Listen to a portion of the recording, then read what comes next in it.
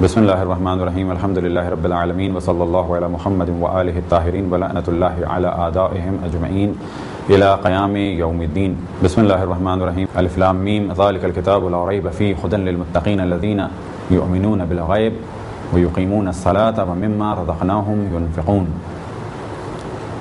اسلام نے بہت زیادہ توجہ دی اس جانب کہ اپنے مال میں سے کچھ اللہ سبحانہ و تعالیٰ کی راہ میں انفاق کیا جائے۔ اب یہ انفاق مختلف صورتوں میں ہے اور انہی میں سے ایک صورت ہے وقف کی۔ وقف کا کلچر سابقہ دور میں بہت زیادہ تھا، تدریجاً اب کم ہو رہا ہے۔ اتفاق سے انڈیا وغیرہ میں وقف کا بہت زیادہ سلسلہ تھا، خصوصاً لکھنؤ میں اور بعض دیگر ان علاقوں میں کہ جہاں پر مومنین تھے، اور بہت بڑی بڑی جگہیں، باغات، کھیت، عمارتیں مومنین نے وقف کی کار خیر کے لیے، مساجد کے لیے، امام بارگاہوں کے لیے، عزاداری کے لیے اور دیگر فلاحی کاموں کے لیے۔ آج بھی مالداروں کو کوشش کرنی چاہیے کہ اپنی زندگی میں کچھ مال وقف کریں، کیونکہ جب اللہ سبحانہ و تعالیٰ نے بہت زیادہ مال دیا ہے تو یہ سب کا سب دنیا میں رہ جائے گا، سوائے اس مال کے کہ جو اللہ سبحانہ و تعالیٰ کی راہ میں خرچ ہوا۔ اب جو کچھ آپ نے حلال طریقے سے خرچ کیا بیوی بچوں پر، تفریح پر، آنے پہ جانے پہ، یہ تو بلا شک حلال ہے اور اس کا بھی ثواب ملے گا اگر بیوی بچوں کو اور رشتہ داروں کو اور گھر والوں کو سکون دیا۔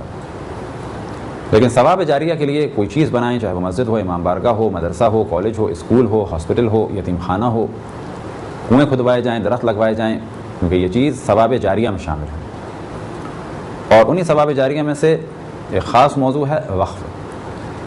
اب وقف کے بارے میں کچھ توجہ دلائی جائے اور ساتھ ہی احکام بیان کیے جائیں۔ وقف کے معنی ہے کہ ایک اپنی چیز کو، اپنی ملکیت کو اپنی ملکیت سے خارج کر دیں کسی خاص نیک کام کے لیے۔ مثال کے طور پہ اپنا گھر وقف کر دیا کہ اس گھر کے ذریعے سے ہمارے شہر یا ہمارے ملک میں تبلیغ کا کام کیا جائے گا۔ مومنین اس جانب توجہ رکھیں کہ اگر انہیں اللہ سبحانہ و تعالیٰ نے بہت زیادہ مال دیا ہے یا کئی گھر دیے ہیں، ہم یہ نہیں کہتے کہ بیوی بچوں کے حق کو ضائع کریں اور جب دنیا سے جائیں تو بیوی بچوں کے پاس مال نہ ہو، یہ کام اسلام پسند نہیں کرتا۔ لیکن اگر بہت زیادہ مال ہے، کئی گھر ہیں، بچے سب ویل آف ہیں، یا حتیٰ بعض جگہ دیکھنے میں آیا کہ چھوٹا سا گھر ہے، بچے سب یورپ امریکہ چلے گئے، اس گھر کی کسی کو ضرورت بھی نہیں ہے، لیکن اگر اس گھر کو آپ وقف کر دیں دین اور مذہب کی تبلیغ اور خدمت کے لیے، تو پھر اس گھر کے ذریعے سے سالوں دین کی خدمت ہوگی اور آپ کو یہ ثواب ملتا رہے گا۔ اب یہ وقف مختلف صورتوں میں ہو سکتا ہے۔ فرض کریں کہ آپ یہ نیت کر لیں کہ اس گھر کا کرایہ مسجد میں لگے، اس گھر کا کرایہ امام بارگاہ میں لگے، یا اس گھر کا کرایہ مجالس میں لگے۔ لیکن ایک بہت ہی بہترین وقف کا سلسلہ جس کی جانب توجہ رہنی چاہیے، خصوصاً ان علاقوں میں کہ جہاں پر تبلیغ کے کام نہیں ہو رہے ہیں، وہ یہ کہ ہمارا یہ گھر وقف ہے تبلیغ کے لیے۔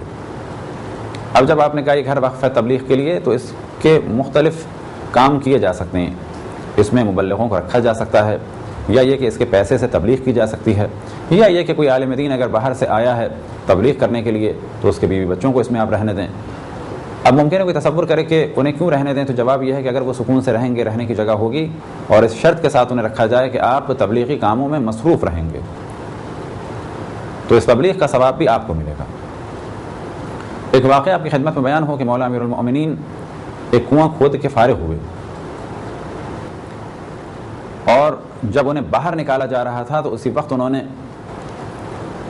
جناب ابن عباس سے کہا کہ فوراً وقف نامہ لکھو۔ تو انہوں نے کہا کہ آپ باہر تو آ جائیں، تو کہا کہ میں چاہتا ہوں کہ میرے باہر آنے سے پہلے، یعنی کنویں سے باہر آنے سے پہلے، یہ کنواں میں وقف کر دوں اللہ سبحانہ و تعالیٰ کی راہ میں۔ لہذا مولا امیر المؤمنین کے اہم ترین کاموں میں سے ایک کام یہ تھا کہ اس خشک سرزمین میں آپ خود اپنے ہاتھوں سے کنواں کھودتے تھے اور اس کے فوراً بعد اس کنویں کو وقف کر دیتے تھے۔ لہذا آج بھی مدینہ میں کچھ کنویں ہیں، کنویں کو عربی میں بئر کہتے ہیں، اس کی جمع ہے ابیار۔ آج بھی مدینہ میں کنویں ہیں ابیار علی کے نام سے، کہ جو آج تک بہترین پانی دے رہے ہیں۔ کچھ عرصے پہلے سعودی حکومت نے، کیونکہ وہ فضائل اہل بیت برداشت نہیں کر پاتے اور لوگ جاتے تھے ابیار علی، یعنی ان کنویں کے پاس کہ جو مولا امیر المومنین نے کھودے تھے وہاں سے پانی لیتے تھے تبرکاً، تو کچھ عرصے پہلے وہاں پر جانا ممنوع قرار دے دیا تھا. فی الحال ہمیں نہیں معلوم کہ ان چند مہینوں میں اجازت دی یا نہیں دی. بالآخر آج بھی مدینہ میں وہ کنویں موجود ہیں کہ جو مولا امیر المومنین نے وقف کر دیے تھے. اب کیونکہ یہ کنویں ساتھ تھے تو عموماً یہ مشہور ہیں، لیکن مولا امیر المومنین کی روش تھی کہ مختلف علاقوں میں انہوں نے کنویں کھود کھود کے اللہ سبحانہ و تعالیٰ کی راہ میں وقف کیے. اب تک ہماری کچھ گفتگو ہوئی انتہائی اختصار کے ساتھ وقف کی فضیلت کے بارے میں یا وقف کی اہمیت کی جانب توجہ دلائی. اب کچھ گفتگو کرتے ہیں وقف کے مسائل کی جانب. وقف کی دو اہم اقسام ہیں، وقف عام اور وقف خاص. وقف عام یعنی عام افراد کے لیے ہو، مثال کے طور پہ پل بنا دیا جائے اور کہا جائے کہ یہ سب کے لیے ہے، درخت لگا دیے جائیں سب کے لیے. وقف خاص یعنی کسی خاص فرد کے لیے، کسی خاص گروہ کے لیے. مثال کے طور پہ یہ مسجد ایک مدرسے کی ہے، جو اس مدرسے میں پڑھتا ہے اس کے لیے وقف کر دی. یا یہ کہ مدرسے میں قرآن رکھ دی اور کہا کہ یہ قرآن مدرسے کے طالب علموں کے لیے وقف ہیں. تو اگر وقف عام لوگوں کے لیے ہو تو وقف عام ہے، اور اگر کسی خاص فرد کے لیے گروہ کے لیے ہو تو اسے کہا جائے گا وقف خاص. وقف کی دو قسمیں ہیں وقت کے حساب سے، دائمی اور منقطع. وقف کے لیے شرط ہے کہ وہ دائمی ہو. منقطع کو عموماً وقف نہیں کہا جاتا، بلکہ وہاں پر حبس یا عمرہ اسے کہا جاتا ہے. اب یہ وقف منقطع کے بارے میں زیادہ گفتگو نہیں کریں گے، لیکن اسے عموماً وقف بھی نہیں کہا جاتا. اس کی مثال یہ ہے کوئی شخص اپنا گھر 2 سال کے لیے کہے کہ میں دیتا ہوں مسجد کے کاموں کے لیے. بس اگر کوئی شخص اپنا گھر 2 سال کے لیے، 4 سال کے لیے، 10 سال کے لیے دے دے تو اسے کہا جائے گا حبس. میں نے اپنا گھر حبس کر دیا. کس کے لیے؟ مسجد کے لیے. بس اگر 10 سال کے لیے حبس کر دیا ہے تو اس 10 سال میں اس گھر کو بیچ بھی نہیں سکتا، کسی کو کرائے پہ دے بھی نہیں سکتا. یہ گھر رہے گا مسجد کے استعمال میں یا اس کا خرچہ جائے گا مسجد کے استعمال میں. اب اس موضوع کو ہم دوبارہ ڈسکس نہیں کریں گے. اب چلتے ہیں وقف کی جانب.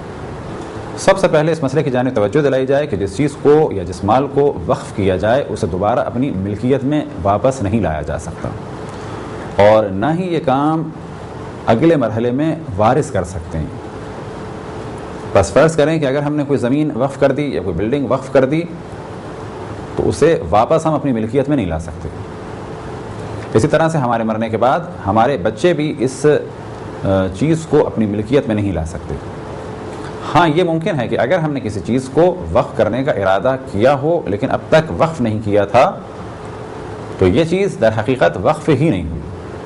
بس اس چیز کو ہم استعمال کر سکتے ہیں کیونکہ ابھی ہم نے اسے وقف نہیں کیا.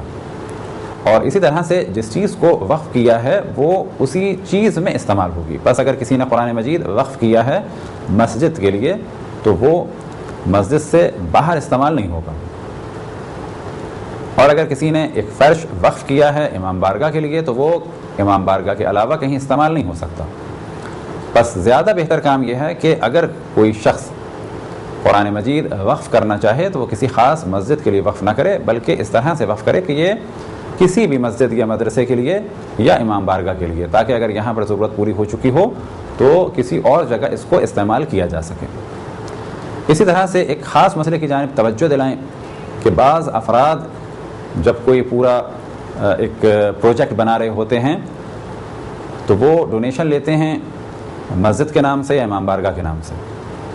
بس اگر کسی شخص نے انہیں پیسہ دیا ہے کہ یہ مسجد میں لگانا تو وہ پیسہ پھر امام بارگاہ میں نہیں لگ سکتا. اور اگر کسی نے پیسہ دیا ہے امام بارگاہ کے لیے تو وہ مسجد میں نہیں لگ سکتا. کسی نے پیسہ دیا ہے مسجد کے لیے تو وہ پیسہ وضو خانے میں نہیں لگ سکتا. تو بہتر یہ ہے کہ جب بھی ڈونیشن مانگا جائے تو یہ کہا جائے کہ یہ ہمارا پروجیکٹ ہے، اس میں مسجد ہے، امام بارگاہ ہے، غسل خانہ میت ہے، وضو خانہ ہے، کچھ باتھ رومز ہیں، کچھ ٹوائلٹ ہیں، کچھ گھر ہیں، گارڈ وغیرہ کے کمرے ہیں، کچھ سرچنگ ٹاورز ہیں، دیواریں ہیں، درخت ہیں، بہت سارے اس میں کام ہیں.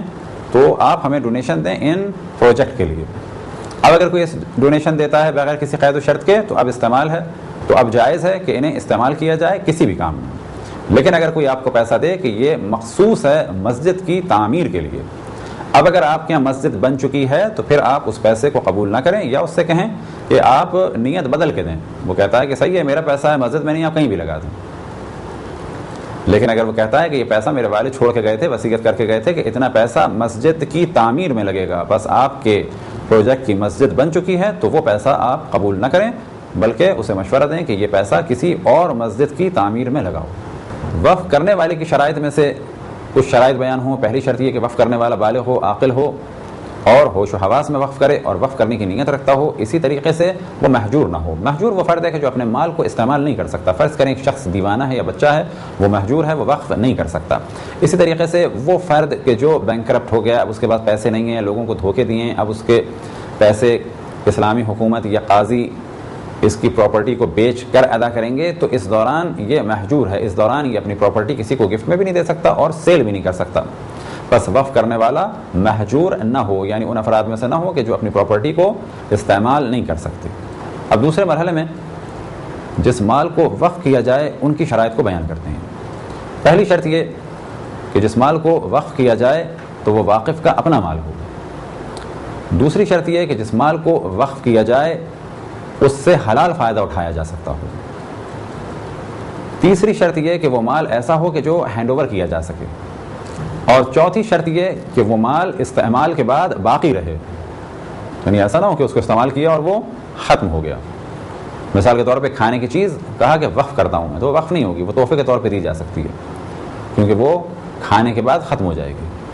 اب ان چاروں شرائط سے ایک نتیجہ نکالا جا سکتا ہے، وہ یہ کہ وقف کرنے والا اپنے مال کو وقف کرے گا، کسی اور کے مال کو وقف نہیں کر سکتا۔ ایسا مال ہو کہ جو کسی کی ملکیت بن سکے یا کسی کو ہینڈ اوور کیا جا سکے۔ بس اگر کوئی ایسی چیز ہے کہ جو کسی کی ملکیت نہیں بن سکتی، ہینڈ اوور نہیں کی جا سکتی، وہ وقف نہیں ہو سکتا۔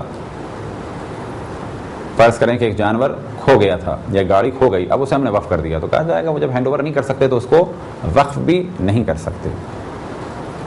حلال کام میں وہ چیز استعمال ہوتی ہے، اس کا منافع حلال ہو۔ بس اگر کوئی معاذ اللہ شراب کو وقف کرنا چاہے یا شراب کی بھٹی کو وقف کرنا چاہے تو وہ وقف نہیں کیا جا سکتا۔ اب ہم کچھ شرائط بیان کرتے ہیں موقوف علیہم یا علیہ، یعنی جن کے لیے وقف کیا جائے۔ بس ان کی شرائط میں سے پہلی شرط یہ کہ وہ معین کیے جائیں کہ کن کے لیے وقف کر رہے ہیں۔ نمبر 2 کہ اگر وقف عام ہے تو وہ کلیئر بیان کیا جائے اور جس وقت وقف کیا جا رہا ہے اس وقت ان کے موجود ہونے کا امکان ہو۔ شرائط نمبر 3 اگر وقف خاص ہے تو جس فرد کے نام وقف کیا جا رہا ہے وہ موجود ہو۔ مثال کے طور پہ یہ نہیں کہا جا سکتا کہ یہ وقف ہے میرے پرپوتے کے نام، ہاں یہ کہا جا سکتا ہے کہ یہ وقف ہے میری اولاد کے نام۔ اب فرض کریں کہ ایک شخص کی اولاد تو ہے لیکن اولاد کی اولاد نہیں ہے۔ اب اگر یہ چاہتا ہے کہ یہ چیز پوتوں تک پہنچے تو اپنے اس بیٹے کے نام وقف کرے گا اور کہے گا بیٹوں کے بیٹے اور بیٹوں کی بیٹیوں کے لیے میں وقف کرتا ہوں، یا یہ کہ اپنے تمام بیٹیوں اور بیٹوں کے لیے اور ان کی اگلی نسل کے لیے وقف کرتا ہوں۔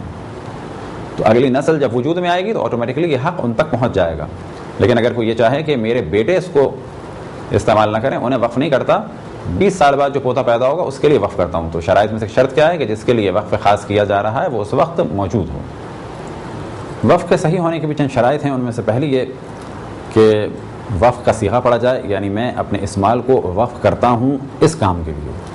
مثال کے طور پہ محلے کی مسجد ہے تو باقاعدہ صیغہ پڑھا جائے گا، اور صیغہ پڑھنے سے مراد یعنی جملہ کہا جائے گا کہ میں اپنے اس مال کو، اب اگر 10 اس کے پلاٹ ہیں تو ان میں سے اس ایک پلاٹ کو معین کیا جائے گا، 10 اگر اسے گھر ہیں تو ان میں سے وہ گھر کو معین کرے گا کہ میں اس گھر کو، اس نمبر کے گھر کو وقف کرتا ہوں اس مسجد کے لیے۔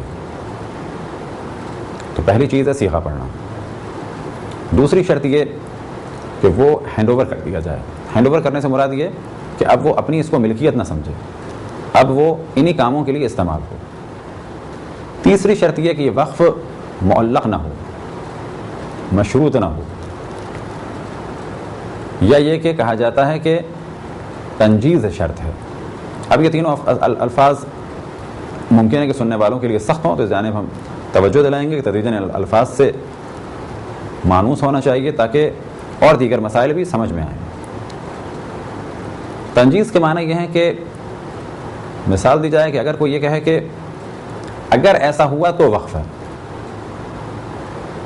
تو یہ مشروط مانا جائے گا، اور معلق، معلق سے کیا مراد کہ اس کا دار و مدار کسی اور چیز پہ ہے، کہ اگر ایسا ہوا، مثال کے طور پہ اگر آج بارش ہوئی تو یہ میرا گھر وقف ہے۔ تو یہاں پہ کہا جاتا ہے تنجیز شرط ہے، یعنی معلق نہ ہو، مشروط نہ ہو، یہ نہ ہو کہ اگر ایسا ہوا تو یہ چیز وقف ہے۔ چوتھی شرط یہ کہ حرام کام کے لیے وقف نہ ہو. وقف مال کی شرائط میں سے شرط ہم نے بیان کی کہ اس کا فائدہ حرام نہ ہو، وہ الگ موضوع تھا. اب فرض کریں کہ گھر ہے، اس کو تو وقف کیا جا سکتا ہے، اس کا فائدہ حلال ہے، لیکن یہ حرام کام کے لیے وقف نہ کیا جائے. مثال کے طور پہ کسی بھی گناہ کام کے لیے، رقص کے لیے، موسیقی کے لیے، یا فرض کریں کہ دین کی مخالفت کے لیے. تو اگر اس میں سے کسی بھی ایک حرام کام کے لیے گھر کو وقف کیا جائے، وہ کہ گھر کا وقف کرنا جائز تھا لیکن حرام کام کے لیے اسے وقف کرنا جائز نہیں ہوگا. اور ساتھ ہی یہ شرط ہے کہ وقف دائمی ہو، منقطع نہ ہو کہ یہ گھر میں وقف کر رہا ہوں 1 سال کے لیے. یہ وقف 1 سال کے لیے نہیں ہوگا. ہاں اگر 1 سال کے لیے اس کے فائدے کو مسجد کے لیے دیا جائے تو وہ حبس کے عنوان سے آتا ہے، وہ ہم پہلے بیان کر چکے ہیں. لیکن اگر وقف کرنا ہے تو وہ وقف دائمی ہوگا. اور اسی طرح سے ایک شرط یہ کہ وقف اپنے اوپر نہ کیا جائے، اپنے علاوہ کسی کے لیے وقف کرنا ہوگا. وہ یہ نہیں کہہ سکتا کہ اس گھر کو میں اپنے لیے وقف کرتا ہوں. ہاں یہ کہہ سکتا ہے اس گھر کو میں اپنی اولاد کے لیے وقف کرتا ہوں. اب اگر فرض کریں کہ کچھ افراد کو یہ خطرہ ہے کہ یہ میرا گھر میرے بچے بیچ دیں گے اور دربدر ہوں گے، اب وہ یہ کام کر سکتا ہے کہ اس اپنے پلاٹ کو یا اس جگہ کو کہے کہ یہ میری اولاد کے لیے وقف ہے. اب وہ یہ کر سکتا ہے کہ اسے وقف کر دے، کہے کہ یہ میرے بیٹے بیٹیوں کے لیے وقف ہے، بس جب تک یہ زندہ ہیں اس کو وہ بیچ نہیں سکتے. اس کا فائدہ کیا ہوگا؟ اس کا فائدہ یہ ہوگا کہ اگر بعض بچے ہمارے ایسے ہیں کہ جو پراپرٹی کو بیچ کے دربدر ہو جائیں گے، انہیں ہم نے دربدر ہونے سے بچا لیا. اب یہاں پر ایک سوال یہ پیدا ہوتا ہے کہ اس وقف کو دیکھے گا کون؟ تو اگر ہم نے کسی کو معین کیا ہے تو اس شخص کو کہا جائے گا کہ یہ ہمارے وقف کا متولی ہے. اور اگر کسی کو دے دیا ہے مسجد وغیرہ کو اور کہا ہے کہ وہ لوگ دیکھیں تو وہ اس کو دیکھیں گے. اور اگر کوئی متولی نہیں رہا تو ان چیزوں کا متولی شرعاً نائب امام کو مانا جائے گا. غیبت کے زمانے میں یعنی مجتہدین کے ہاتھ میں یہ چیز جائے گی، یا وہ اس کو ڈائریکٹلی دیکھیں گے یا ان کے لیے وہ کسی کو معین کریں گے کہ وہ اس ملکیت کو ضائع نہ ہونے دیں اور اس ملکیت کو سنبھالیں اور اس کو ان کاموں میں استعمال کریں کہ جس کام کے لیے اس کو وقف کیا گیا ہے. اب کچھ مسائل کی جانب توجہ دلاتے ہیں. ان میں سب سے اہم یہ کہ جس چیز کے لیے وقف کیا جائے گا یہ چیز اسی کام میں استعمال ہوگی. بس اگر کوئی شخص اپنے گھر کو وقف کرے مسجد کے لیے تو وہ امام بارگاہ میں استعمال نہیں ہو سکتا. اگر وہ وقف کرے امام بارگاہ کے لیے تو وہ گھر مسجد کے لیے استعمال نہیں ہو سکتا. اگر وہ وقف کرے ہاسپٹل کے لیے تو بھی اسی طرح سے وہ مسجد اور امام بارگاہ کے لیے استعمال نہیں ہو سکتا. ہاں اب اگر وہ وقف کرے کار خیر کے لیے، بس اتنا کہتے کہ یہ گھر میں وقف کر رہا ہوں کسی بھی کار خیر کے لیے، تو ایسی صورت میں ابھی مسجد ہو یا امام بارگاہ ہو، ہاسپٹل ہو، یتیم خانہ ہو، اولڈ ہاؤس ہو یا کوئی بھی نیک کام ہو، اس میں اس گھر کو استعمال کیا جا سکتا ہے.